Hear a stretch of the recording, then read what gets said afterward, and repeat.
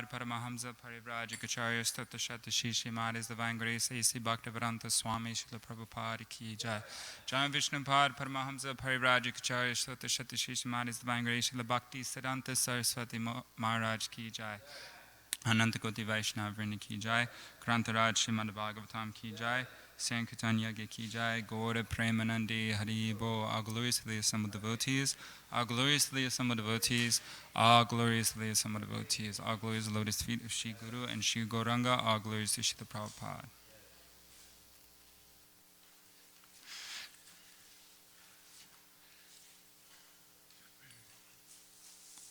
Om Namo Bhagavate Vasudevaya. Om Namo Bhagavate Vasudevaya. Om Namo Bhagavate Vasudevaya.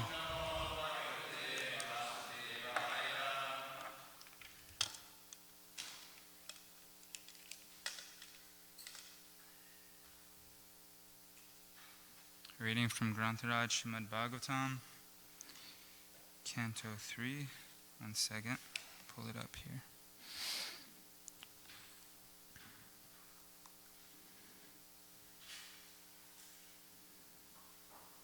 Chapter 7, text 39.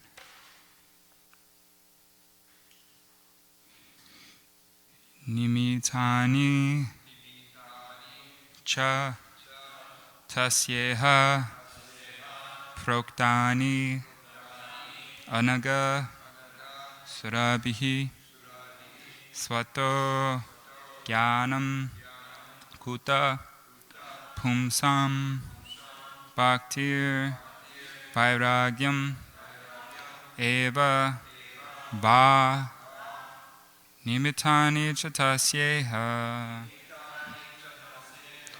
proktanya nagasurabihi swato jnanam kuta pumsam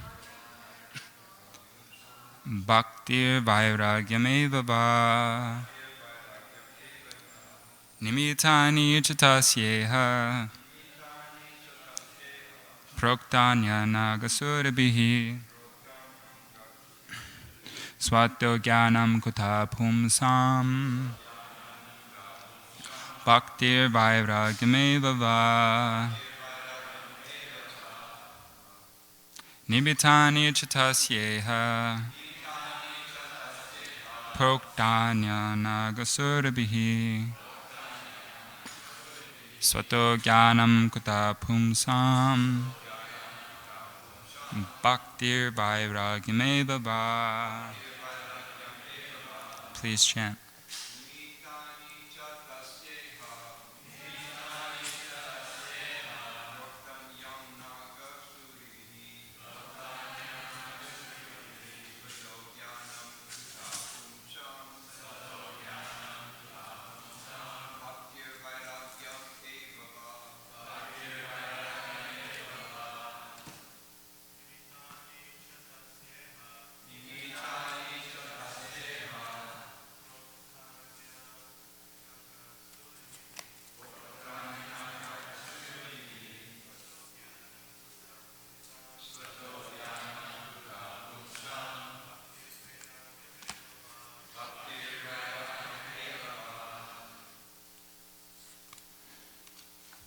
Mataji's, please.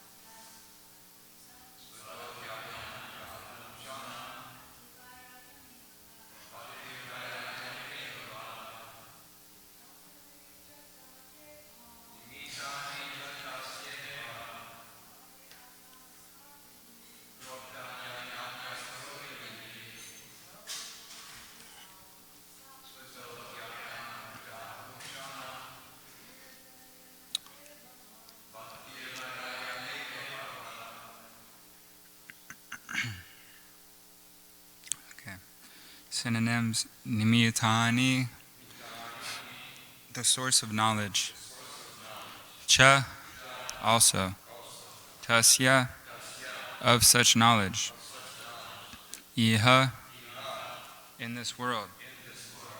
Proktani, mentioned. Anaga, spotless. Surabihi, by devotees. Swataha, self-sufficient. Jnanam, knowledge. Kutaha, how. Pumsam, of the living entity. Bhakti, devotional service. Vairagyam, detachment.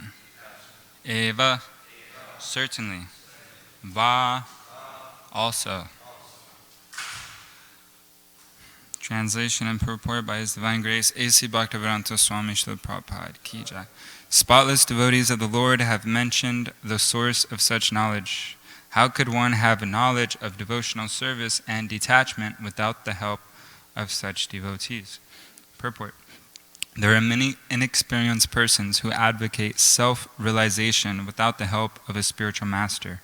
They decry the necessity of the spiritual master and try themselves to take his place by propagating the theory that a spiritual master is not necessary.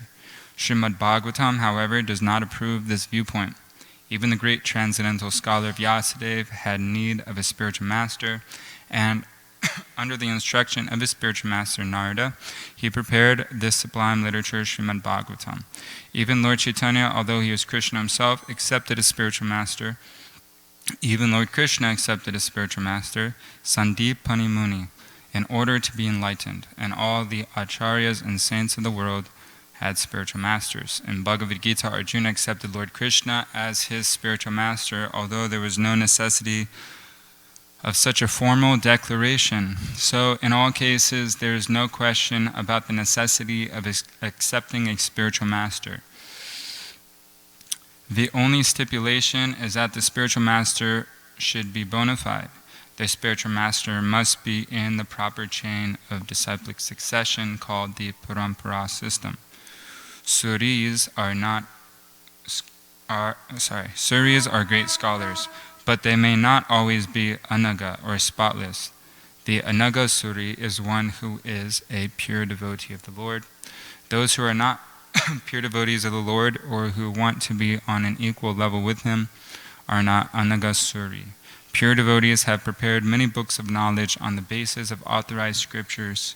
Srila Rupa Goswami and his assistants, under the instructions of Lord Sri Chaitanya Mahaprabhu, have all written various literatures for the guidance of prospective devotees and anyone who is very serious about raising himself to the standard of a pure devotee of the Lord must take advantage of those literatures. Om Jnana Timindasya Gyananjana Shalakoya Chakshu Unmilitam Yena Tasmai Shri Gurave Namaha Shri Chaitanya Manobhistam Stapitam Yena Bhutale Swayam Rupa Kadamayam Dadati Swapadantikam Vandeham Shri Guru Shri Yuta Parakamalam Shri Gurum Vaishnavamscha Shri Rupam Sagrachatam Sahagana Raganatam Vitam Tam Sajevam Sadvaitam Sabadutam Parijanam Sahitam Krishna Chaitanya Devam Shri Radha Krishna Padan Sahagana Lalita Shri Vishakam Vitamstra He Krishna Karuna Sindhu Dinapatnu Jagapate Gopesha Gopika Kanta Radha Kanta Namostate Tapta Kanchane Gaurangi Radhe Vrindavaneshwari Vrishabhanu Sate Devi Pramamani Hare Priye Vancha Kalpa Tarubhascha Kripa Sindhubi Evacha Patitanam Pavanibhyo Vaishnavibhyo Namo Namaha Jai Shri Krishna Chaitanya Prabhu Nityananda Shri Advaita Gadadhar Shri Vasari Gaura Bhakta Vrinda Hare Krishna Krishna Krishna Hare Hare Hare Rama Rama Rama Hare Hare Namo Vishnupadaya Krishna Prishtaya Bhutale Srimate Bhaktivedanta Swaminita Namane Namaste Saraswati Deve Gauravani Pracharine Nirvashesha Shrinivari Pashtatadisha Tarine. So, Om Gyanatim Yadasya Gyananjana Shalakaya Chakshun Militamina Tasmai Shri Gurave Namaha. This means that I was born in the darkest ignorance. My spiritual master opened my eyes with the torchlight of knowledge. I offer my humble obeisances unto his lotus feet. And it's very, that verse we chant before Srimad Bhagavatam class every day, and it's connected to this verse that we're reading about today. So the translation one more time is, spotless devotees of the Lord have mentioned the source of such knowledge. How could one have knowledge of devotional service and detachment without the help of such devotees? Hare Krishna. So the purport, Srila Prabhupada, he first exposes this misconception that there are many inexperienced persons who advocate self-realization without the help of a spiritual master. They decry the necessity of the spiritual master and try themselves to take his place by propagating the theory that a spiritual master is not necessary. So there's many bogus teachers that they say, you don't need a teacher. You don't have to listen to anybody. But then why should I listen to that statement you just said? You're basically trying to take the position of a guru by saying you don't need a guru. And they write all these different bogus books that say actually you don't need any books, but they write it in their book themselves. So Prabhupada is such a simple thing to understand, but somehow or another, because we're covered by ignorance and people like to be cheated, this is the world of the cheaters and the cheated, people for some reason give in to these false philosophies. So Prabhupada, over and over again in his Bhaktivedanta purports, he exposes such misconceptions so that we're not fooled by them. And he gives the clear Siddhanta coming through Parampara, starting from Krishna himself. Krishna enlightened Lord Brahma within the heart in the beginning of creation. Lord Brahma was bewildered. The beginning of creation, nothing existed. And Lord Brahma found himself sitting in this place. He had no idea what was going on, who he was, where he came from, what he's supposed to do. So he starts meditating, and he hears the word tapa. Tapa means tapasya. So this was a divine revelation from Krishna telling him to perform tapasya for self-realization. And he performed tapasya for actually millions of years. And he had direct enlightenment from Krishna himself. Then Lord Brahma was instructed how to create the universe and create the planets and the demigods and so on and so forth. And through that, Lord Brahma enlightened certain beings who in turn passed the knowledge to others. And it comes all the way through Parampara up to Srila Prabhupada and to us. And the Parampara will continue to exist at least for 9,500 or more years. Prabhupada says the golden age of 10,000 years, and Lord Chaitanya came. What will happen after that, I'm not too sure. It does say in the Bhagavatam towards the end of Kali Yuga, it will be a mess. There will be cannibalism will be a regular thing. Moms will be eating their babies and crazy things like that. But at least we have advantage of 9,500 years of keeping this parampara intact. And it's our duty, at least the generation we're in now, we have to do our best to keep the knowledge as it is, to give exactly what the acharyas are given to us by Srila Prabhupada, and not change anything. Whenever you change something, it's considered, you're dismissed. You're not part of the parampara anymore. You've broken the chain of succession, and you're fit to be rejected. Just like we hear, like Bali Maharaj, his so-called spiritual master Shukracharya was advising him not to surrender to Vishnu. And obviously that is not the message of our parampara, actually quite the opposite. So Bali Maharaj in that circumstance rejected his spiritual master Shukracharya. So there's different processes of receiving knowledge. There's the ascending process where you yourself are trying to realize the absolute truth, trying to realize the world, who you are, by your own speculation, the power of your mind. this is actually a faulty process because our mind itself is a material element. So you're using a material element trying to understand transcendence, and it's not a compatible situation.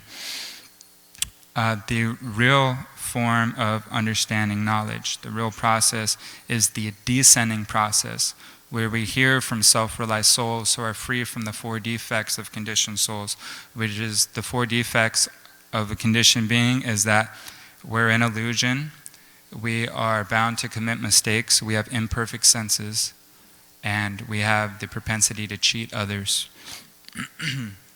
Because we're in an illusion, and our senses are imperfect, therefore the knowledge we grasp from our senses is imperfect. And if we try to teach that imperfect knowledge to others, that means we're cheaters, we're not teachers. And that's what's going on throughout the world, in the universities. People can have a job as a teacher, but they're actually a cheater because they don't know the absolute truth. And Krishna says in the Bhagavad Gita, chapter 4, text 34, that to realize this knowledge coming from the descending process, descending meaning coming from enlightened souls down to us, we're in a submissive position and we're taking a humble position to have the enlightened souls give us knowledge. Krishna says by submission and by service the self-realized souls can impart knowledge unto you because they have seen the truth. Sorry. And in the purport, Prabhupada actually says, one who has a bona fide spiritual master is expected to know everything. So what does this mean? What does it mean to know everything? It doesn't necessarily mean that I know how many hairs are on my head, or I know how long it took to the Grand Canyon to form the way it did. These things are not so relevant. Knowing everything means knowing Sambandha, Abhideya, and Prayojana. Sambandha means theoretical knowledge, understanding who I am, what this world is, what I'm not, who God is, and what am I supposed to be doing with my life. Abhideya is the activities you perform when you have that knowledge of Sambandha. Okay, I have this knowledge of who I am, who God is, and what the goal of life is, but now what do I do with that knowledge? And the Prayojana is the ultimate goal, which is pure love of Godhead, coming back to our constitutional position. But having one of those, either Sambandha, Abhideya, Prayojana, without the other ones is insufficient. And for example, if you have Sambandha but you don't understand the Abhideya and Prayojana, it just rests as theoretical knowledge. There's nothing practical you can do with that. And just having Abhideya, having some practice without proper Sambandha or without knowledge of the Prayojana, it doesn't last long, or you could be improperly performing spiritual activities. Like you can have a Mayavad conception, you may even still be chanting Hare Krishna, but because you don't have the proper Sambandha, the Abhideya won't bear proper fruit. And if you only have knowledge of Prayojana without proper Abhideya and Sambandhana, then it becomes Sahajiya. You think you're just, you understand the goal is to love Krishna, but you don't perform any sadhana to achieve that end. You think you're already there. So we hear in the first canto of Vasudeva Bhagavati, Bhakti Yoga Prayojataha Janayatya Shivairagyam, Janam Chadyada Hoitakam, that by this devotional service, automatically, just from performing devotional service, you get detachment in the heart, and knowledge is revealed to you. So this is the descending process. Krishna is revealing within the heart by performing devotional service, and the spiritual master by your submission and your seva to him or to them. They descend knowledge unto you. And people who say they don't need a guru, then we may question, then if you don't need a guru, why do you still have a material body? Why are you still in the material world? If we didn't have if you didn't need a guru, you wouldn't be here right now. So the fact that you still have a material body and a false ego proves the fact that you actually need a spiritual master. And this is shown by Maharaj Parikshit took shelter of Shukadeva Goswami, which forms a whole Srimad Bhagavatam, what we're hearing. Vyasadeva, Narada Muni, all these pure devotees actually show by example hearing from a spiritual master. And Mahaprabhu says in Chaitanya Charitamrita, Kiba Vipra Kiba Nasi Shuja Keni Noi, Ye Krishna Tatviye Se Guru Hoy. Yeah. That actually the spiritual master is one who understands the science of Krishna. It doesn't matter if he's a Vipra, a learned Brahmana, or if he's born in a Shudra family, or if he's from India, or if he's from America. It doesn't matter. It's someone who understands the knowledge of Krishna and can share that with others. He is the bona fide spiritual master. And Srila Prabhupada would say that you read my books and listen to my classes and you just repeat what you hear and your preaching is perfect. And I have this thing that I listen to often. You can hear Prabhupada's voice constantly. Limited. Everything is limited. This is and God is unlimited. That we do not understand. We try to understand God with our... So we just hear Prabhupada constantly, and you get the proper Sambandha Abhideya Prayojana, and you repeat what Prabhupada is saying, and your preaching is perfect. And he writes in a letter that we follow the line of Prahlad Maharaj, and our duty is to try to send everyone back home, back to Godhead. And this is done by distributing our literatures.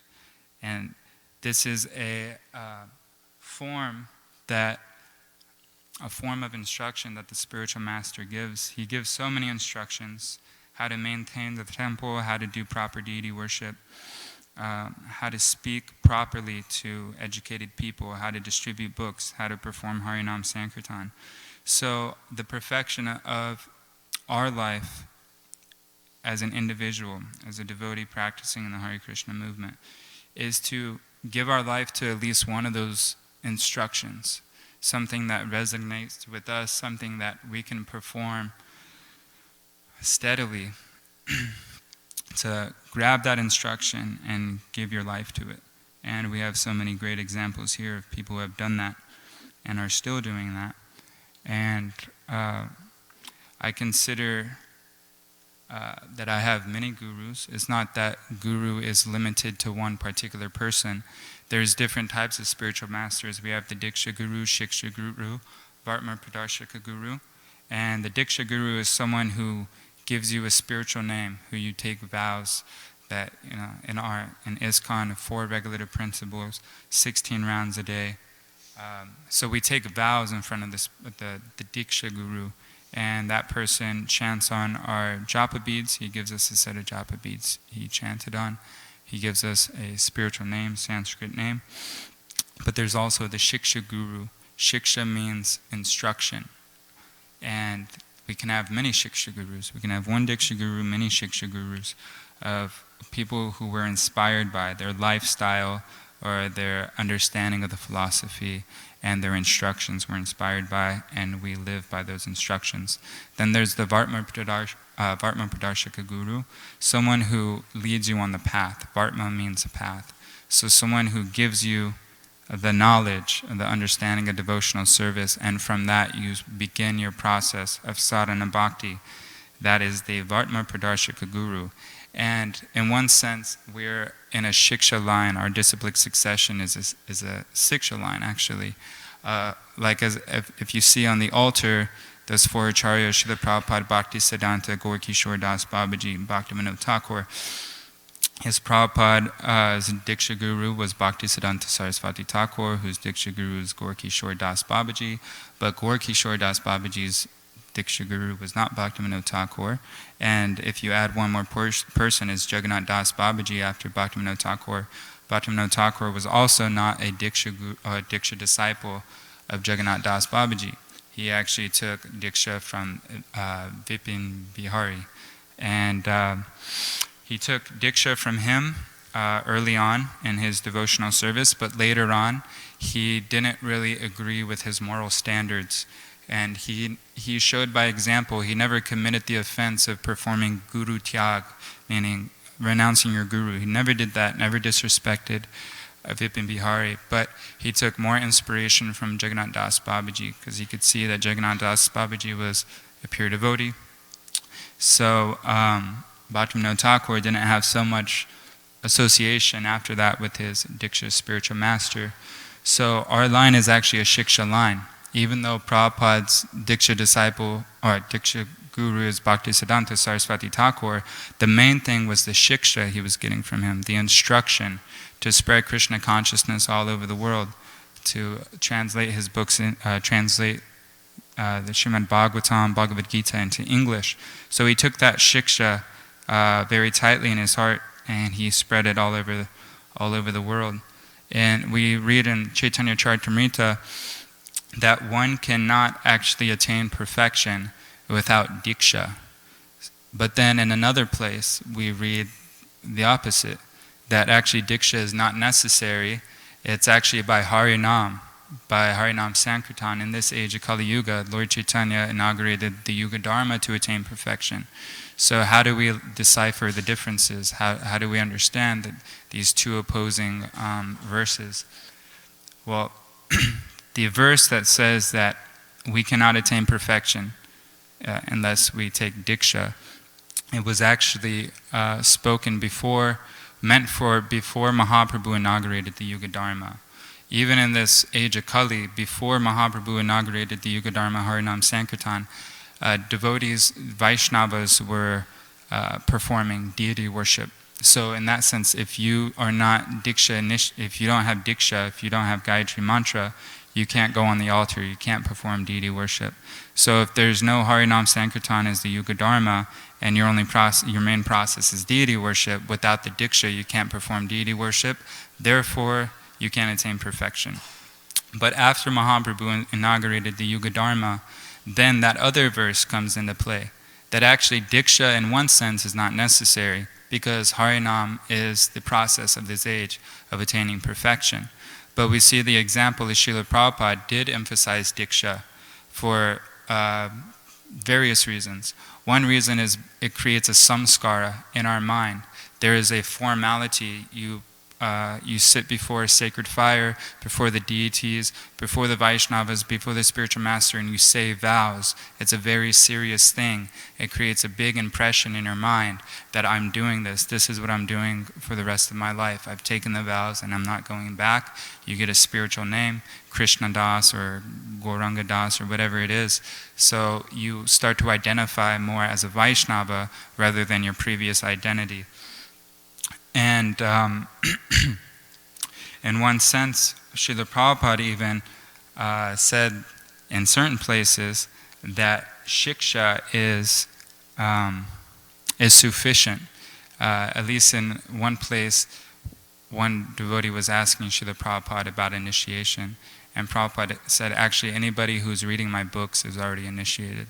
Because real initiation is taking the instruction and the knowledge in heart. That's real initiation. You can take Diksha initiation and go through the formalities, but if you don't understand the philosophy and you don't actually follow your vows, then what's the point of such Diksha initiation? Whereas if you never take Diksha, but you give your life to the spiritual master and understand the knowledge and follow the vows, then that person will make more advancement, even if he's still Bhakta Joe instead of, Jagannath Das or whatever.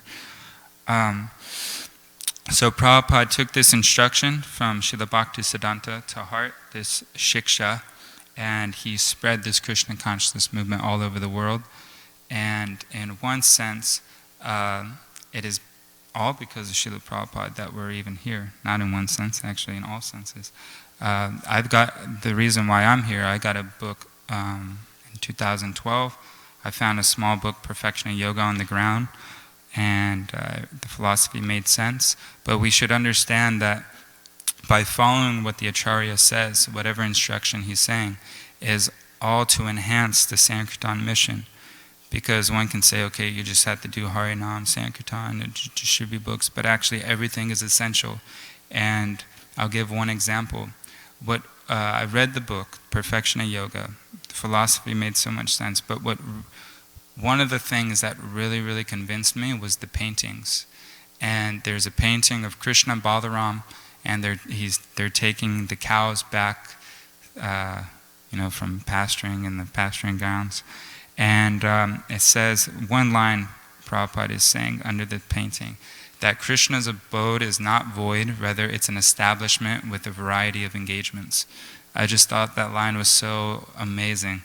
I didn't really know what it meant, but it was just like so far out. And looking at the painting, without knowing really anything except for what the book was saying, I knew that that's where I wanted to go. I wanted to be in that abode where there's a variety of engagements, where there's this little blue boy and this little white boy with all these cows. It just looks so attractive. So without those paintings, maybe I wouldn't have been so attracted. So the reason why those paintings existed, Prabhupada didn't paint them, but it manifested from his heart, but he instructed his disciples to paint them. So that's one example of just following the instruction of the spiritual master. Okay, you're painting, but actually that can transform the heart of a person. Or someone comes in here and sees the deities, or there's so many different forms. People take prasadam. I know one devotee here, actually in this room, but I won't mention his name because it might embarrass him, that he told me the reason why he's still here 40 years later is because he had a cookie, a prasadam cookie. And he had some mystical experience, and he was convinced that he would stay here for a very long time. That's 40 years later from a prasadam cookie. But at least for myself, because I'm giving class, I don't want to speak about myself, but because I'm here, I'll speak according to my realization. I've tried to give my life to one instruction of Prabhupada's emphasis on this distributing books. And this is the translation of this verse: the spotless devotees of the Lord have mentioned the source of such knowledge. So Prabhupada being a spotless devotee, he's giving us instructions. I'm trying to grasp one of them so I can attain perfection. And in one sense, what does perfection mean? Does it mean going back to Godhead? Could mean so. And Prabhupada says in his purports we should desire to go back to Godhead. But in other places, pure devotees, they don't mind if they go back to Godhead or not. The 6th canto, Lord Shiva says, Narayanam para sarvena kudashlana bibhiti swarga pavarga arkeshun na apyatulayata darshanaha. Yes. That the pure devotees of Narayan, whether they're in heaven or hell, Vaikuntha, on earth, it doesn't matter to them because they just want to engage in pure devotional service. So if our goal is just to engage in pure devotional service, to satisfy the spiritual master, which actually brings all perfection, then we have no desire. We're really desireless. We don't even desire to go back to Godhead. We're okay staying here. If that's what Krishna wants, we're happy with that. And that's actually true fearlessness. You have no anxiety. Because even on the path of devotion, if you really want to go back to Godhead, you could be in anxiety. Am I doing things right? Am I performing the right sadhana to attain, Vrindavan? Or am I committing any? Of course, we should be very conscientious about not committing offenses. But the point I'm making is you could be in anxiety about going back to Godhead. But if you can care less and you're just fully surrendered, then wherever Krishna takes me, I'm happy with that. So, giving my life to the Sankirtan movement, or at least aspiring to follow the footsteps and the example of so many exalted souls who have done that and are doing so, we see that there has been some success, and there continues to be success every single day. And Bhrigupati Prabhu, who I consider it's like my uncle, my father, and my life, and my soul, and my spiritual master, has instructed me to share what I'm doing. So I'm following the instruction of my spiritual master by sharing what we've been doing every day. So Srimad Bhagavatam, Prabhupada gave his life and his soul, his blood and sweat and tears to translate this into English for the benefit of us. And that's why we're reading Srimad Bhagavatam every day. But he also wanted to give it to others. And he wanted to give this Chaitanya Charitamrita to others. It's the Panchatattva. Chaitanya Charitamrita is considered non-different from a deity of Lord Chaitanya. And this is considered a deity of Krishna, Radha and Krishna. So when we're giving these sets to people, we're actually giving them a deity to bring into their home. And I tell people this, actually, people that have no idea who Krishna is, I just tell them this is a deity of Krishna, this is a deity of Lord Chaitanya, but these are special deities because you don't have to perform puja, you don't have to ring a bell, you worship them by reading them. And you start from the first canto, is written by the most enlightened spiritual master of all times, Veda Vyasadeva, and then I show him a picture of Srila Prabhupada. And I say, this is our spiritual master. He gave his life and soul to translate these books. Please, please take this whole set. And there's a quote where Prabhupada says that his desire is that every respectable person has a full set of Chaitanya Charitamrita and Srimad Bhagavatam in their house. And it's in this little yellow book called This Is My Request. There's different quotes from Srila Prabhupada.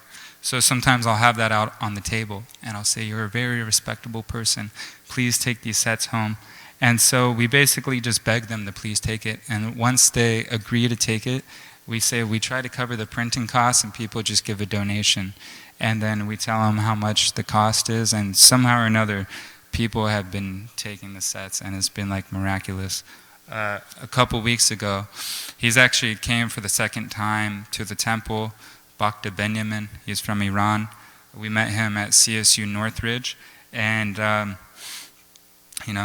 think he met a devotee in Pierce College. I think he met Prema Sankirtan. Then he's meeting us for the second time at CSUN, and he's got a beard. He looks like a rock star. And I told him he looks like the lead singer of System of a Down. And a lot of people probably don't know what that is, but it's a rock and roll band, because he actually does. And he thought that was funny.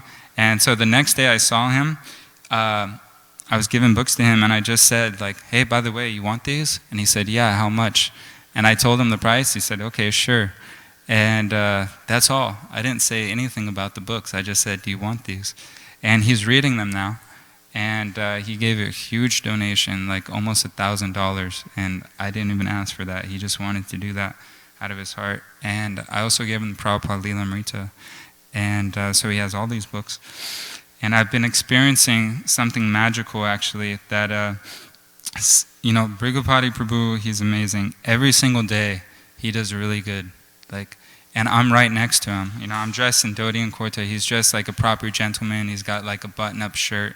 And we have a table. We have all of the books on the table. And he's doing really good. And I'm kind of like not doing so good. And I'm wondering, what am I doing wrong? So I'm trying to copy what he does. I'm trying to say the same things he's saying. But it's just like not really working. And this happened like 4 days in a row. I'm not doing so good. And then usually what happens is Brigupati Prabhu parks the car. We drop off the table, all the books at the university. He goes and he parks the car. I set up the table and the books. And while he's parking, he's walking back. The books are being set up. So by the time he gets to the table, we're distributing. So at the end of the day, he goes back and gets the car, and I break down the boxes, and so we could just throw it in the car and leave. So this happened 3 or 4 days in a row. I'm struggling out there. It's kind of tough. And then Brigupati Prabhu goes back and gets the car. I'm breaking down the boxes. And the very last person who I talk to, they come up to the table. They take a set of Bhagavatam and give like a huge donation. And then I end up doing almost as big as Brigupati that day. So it's been amazing. It's like magical. And he gives this philosophy of delayed reaction mercy.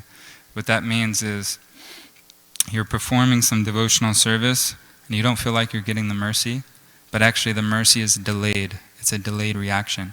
It may come the next day, it may come in a week, it may come next year. But if you're working hard, sooner or later Krishna is going to give you the mercy. So I just see him and I'm trying to follow his example of working hard even though it's tough.